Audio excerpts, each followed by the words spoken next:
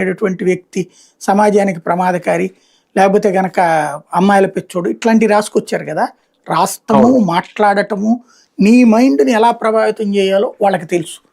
అలాంటి ప్రభావితంలో ఇదొక ఆస్పెక్ట్ అనమాట.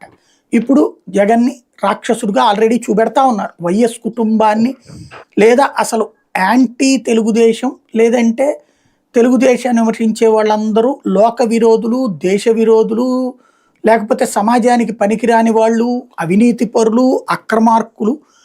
అదే తెలుగుదేశంలో ఉన్నటువంటి వాళ్ళు సత్యులు, సత్పురుషులు, సమాజానికి అద్భుతమైనటువంటి సేవలు అందించే అనేటటువంటిది దశాబ్దాలుగా నడుచుకొస్తున్నటువంటి వార్తా చరిత్ర. అందులో ఇప్పుడు సరికొత్తది. ఇప్పుడు జగన్ విధ్వంసకారి. అతను చూడండి, చివరికి మేము పర్మిషన్ ఇచ్చాం, పర్మిషన్ ఇస్తే వెళ్తున్నాడు. ఆ వెళ్ళేటప్పుడు చివరికి మహిళలు ఏదో వచ్చి నిరసన వ్యక్తం చేశారు. క్షమాపణ చెప్తే సరిపోతుంది కదా, అతను తప్పు చేసింది కదా వాళ్ళ ఛానల్. అట్లాంటప్పుడు దాని గురించి అడిగిన మహిళల మీద ఎట్లా దాడి చేస్తారు అని ఒక సైకలాజికల్ గా ఒక పాయింట్ రైట్ చేస్తారు. అంతేగాని అతని కార్యక్రమానికి ఇప్పుడు అతని సాక్షికి ఓనర్ అతను కాదు.